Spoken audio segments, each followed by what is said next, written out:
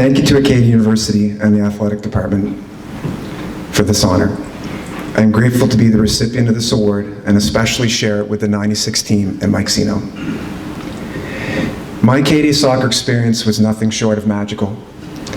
Completely life-changing, maybe the best time of my life, where I made long-lasting friendships and formed a bond with a very special group. I can't say enough about the individuals that I lived with, I laughed with. Many are here today. My most vivid memories of the Acadia soccer experience revolved around encouragement and the special feeling my teammates and the leaders of the team gave me in my first and second year. As a player, I wasn't heavily recruited in grade 12. Small, slight, a little slow, and maybe a provincial team fringe player. Acadian John Kehoe was an intriguing option, and judging from their past results, I figured I would get to play.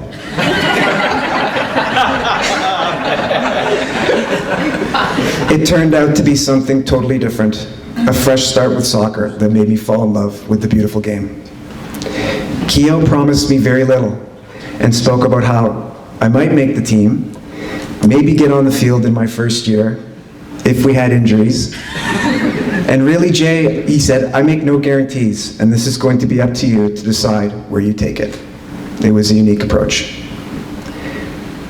In the fall of 1995, my first year, my dad dropped me off at the Dykes, and we said our goodbyes, and it was time to get on with life. I was 2 days late for training camp, having just lost in the finals of the under-18 Atlantics. My last youth soccer experience was a huge disappointment. And I felt done with soccer, ready to move on. I had become completely apathetic about the sport. My first Acadia practice, September 2nd, 1995, and I remember it very clearly. It was 10 a.m. I can remember the smell of the dikes. I can remember the crickets in the long grass, the pathway down, and walking up to practice. And the first person I see warming up, running back and forth, is a first-year rookie, Nick Cooper, who 5 weeks previously had basically kicked the crap out of me in a league game. And I thought, oh God, not this guy, he's here?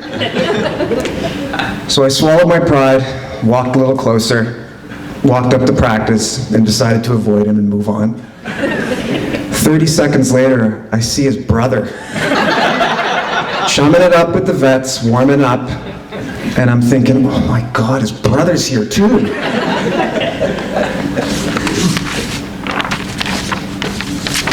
Needless to say, we'd become very good friends as time went on and had far more in common than we had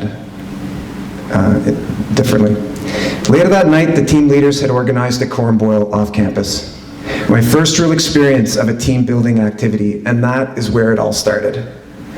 The inclusive culture that was being built by the team leaders, some here today, the Jeff O'Coins, the Scott Landrys, the Mark Heinems, the Lollies, the third-year guys from Dartmouth and Cole Harbour, would echo and vibrate through the team for years to come.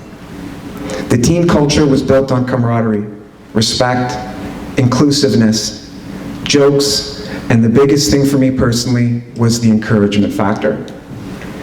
From the senior players who made the conditions perfect for the new guys to grow and prosper. That year we made the AUS playoffs for the first time in years, but what had happened was that our leaders had built a proper foundation in the background. A team-first mentality, a new type of group togetherness. That 95 team provided me with the perfect environment of encouragement, with mentoring and opportunity. The atmosphere and the team culture percolated and it seeped into the 96 team in a big way. More growth, more encouragement, a very positive environment. My second year was an incredible experience for me. Moving out of residence and joining forces with teammates, the 5 of us moved into the soccer house. This is where I had the pleasure to meet and get to know John McIntyre, who was my new roommate. Johnny Mac was fabulous. He was smart, he was honest, he was excitable, but not too excitable because he was too focused on school. He mentored me in the perfect way a fourth year does to a second year.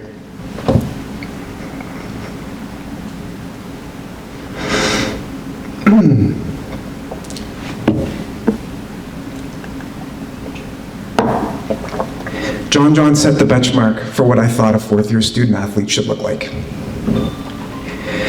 20 years have gone by since my Acadia soccer experience, and I've tried to recreate some of the feelings that I had from that day in 1996. But it's something that has proven elusive, and I realize it cannot be simply prescribed or found easily. I feel lucky to have been a part of that moment in Acadia soccer history. And when something like that happens to you, you wish it onto others. You look for it again with other teams that you coach or you play on. That elevated experience that we all shared. Thanks again to all those friends and teammates who built this special environment. It was the encouragement from you that truly made the difference for me. Thank you.